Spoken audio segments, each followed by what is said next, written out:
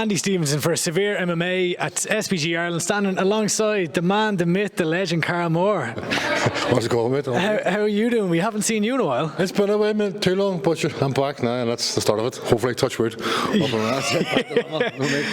So, big fight coming up at Bellator Dublin against Karl Albrektsson in the light heavyweight division. We haven't seen you in 3 years. Where have you been? I haven't been far, mate, but just had to take some time off. And there was COVID for a start. I had a couple of serious injuries, and I was training and I was injured. I was training, then I was injured, and I was like, wait, I was getting sick of myself saying that I'm back and fighting, and then a couple of weeks later saying I'm injured again. So I told myself, I actually put a post up a while back saying that I wasn't going to post nothing until I was fully healed, fully recovered, and back training full time again. And that time is now. 2 weeks out, 10 days out, whatever it is now, and I'm ready, injury free, and I've been at this far. So touch wood. No more hiccups. That's me, mate. Yeah. So the last time we saw you was on Bellator. So obviously you won the Cage Warriors light heavyweight championship. You contended for the heavyweight title, and then we didn't see you for a bit. I know you were out with injuries. That you came back on Bellator and you got the win against Lee Chadwick.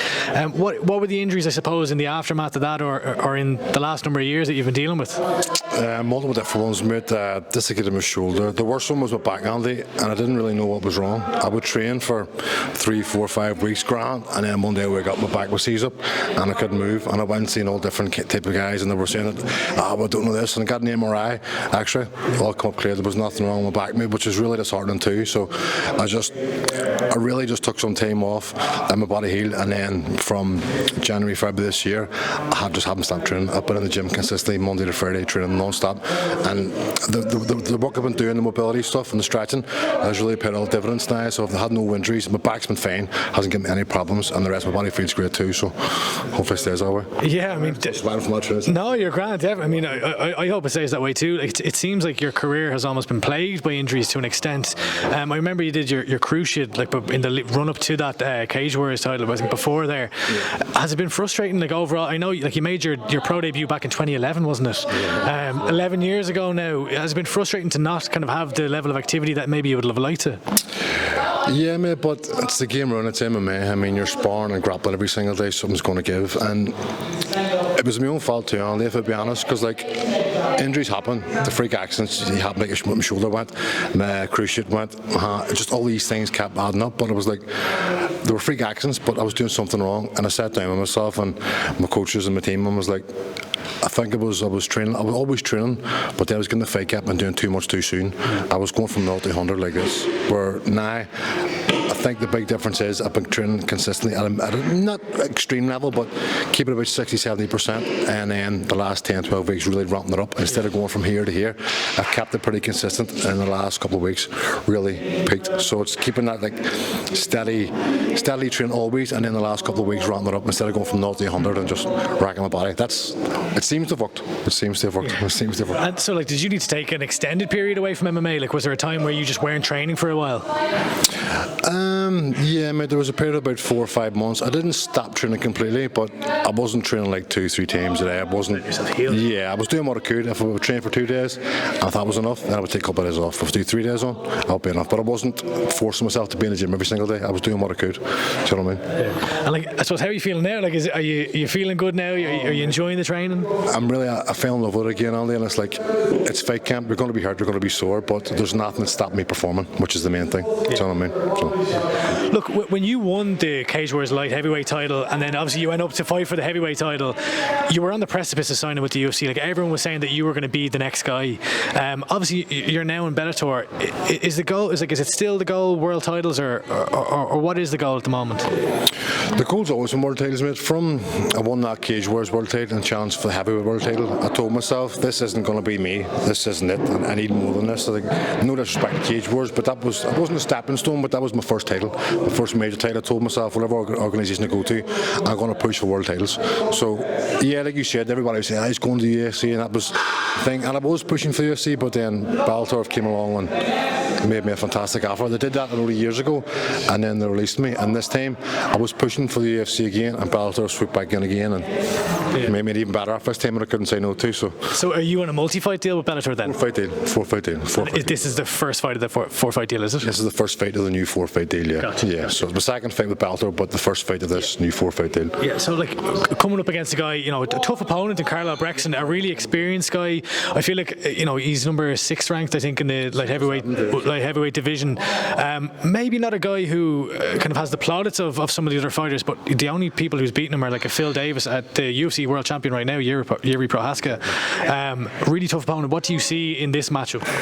A fantastic fight, and it's a fantastic opportunity for me. Like we touched on briefly before this interview, it's a chance for him to make up for lost time. He's ranked number 6, he's number 6 ranked guy, and he's only lost the top ranked opponent. So if I go and put him away, where does that put me? I take his number 6, number 7 ranked spot, and puts me straight in the top 10 and make up for all the lost time. I've been 3 years out, and this is the opportunity I need to make up that time, to make up that lost ground. Do you know what I mean? So you're trying to hit the ground running here, essentially. I'm just trying to get straight back. I'm not trying to get back to where I was. I'm trying to be ahead of where I was, and this is the perfect opportunity for it. Yeah. How do you see yourselves matching up stylistically? Very similar. Same height, same weight, same reach, same name too, which is just even weirder. Battle of the Karls. Battle of the Karls, yeah. But like what I will say is, like, no matter what way this fight goes, like our skill sets very similar, the height and reach, but I'm definitely far better looking. Like I'm much better looking, much more handsome than him. Like that's for sure. Like let's get that straight. Like, do you know what I mean? Without a doubt. Like, but no, I don't know. He's got the blonde curls. Nah, he looks like a heavyweight Sage Northcutt, doesn't he? Like John Cannon said it best. Like he looks like a heavyweight Sage Northcutt. So no, he's not that good looking. Like. There's another massive, quite literally massive fight on the card between Yoel Romero and Melvin Manhoef. You have a smile on your face there. Why are you smiling? Just a reason. I mean, that's like we touched on briefly. Like I don't want to say too much, but like Yoel Romero is a guy. Like it's the guy that I have on my radar. People are going to think, oh, you're nuts. But as like we talked about, it's a win-win for me. I fight Yoel Romero. It's a win-win. He beats me. So what I fought Yoel Romero, I beat him. Even better. And without sounding like a cocky, arrogant piece of shit, I feel like I can take him. At this point in time, the way I've been training these last 10 months, I feel like I can take anybody. You put any man in front of me, I think I'll put him away. No disrespect to anybody, but you put anyone in front of me with this mindset and this physical condition I'm in now, I'll walk through them. So you're looking, obviously not looking ahead, but if you get the win over Karl Albrektsson, would you be calling out the winner of Romero? Sorry, let's back it up. Who do you think wins between Romero and Manhoef?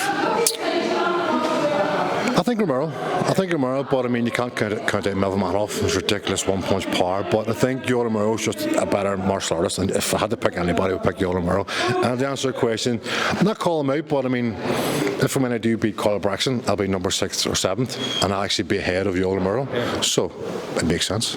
That'll be a huge fight, maybe on the next Dublin card in February. Yeah, we'll see how it goes. But like I said, not look ahead of our opponents, but that's what I've been going for. Yeah. And so you think you'd beat Yoel Romero? Right now, yes. Anybody you put me against anybody in that top 10, I think I'll beat them 100%. Genuinely do 100%. When you step into the cage on Friday, September 23rd, how do you see the fight playing out? I know you said you're gonna win, but how do you see it playing out? I mean, there's all different scenarios. I see it playing out. It's going to be. I don't know. I don't like making predictions because it never goes away. In fact, no fight ever goes away, I think. But I see myself winning. I don't see how, but I see myself. I'm ready for a 3-round war or a quick finish, either or. I'm prepared for both. Karl Moore fighting Karl Albrektsson, Battle of the Karls on Friday, September 23rd. Delighted to see you back, active. And it sounds like it could be quite the exciting time and a quick ramp up back into action. So tune in. We've got Peter Queally versus Benson Henderson at the top of the card. A whole host of other Irish fighters, Pedro Carvalho, Liam McCourt, Brian Moore, loads of them. You'll see them all on SevereMMA.com. Tune in. Virgin Media 2, Virgin Media Sport, one of those who will put up all the details. And appreciate the time, Karl. Yes, Simon. Thank you.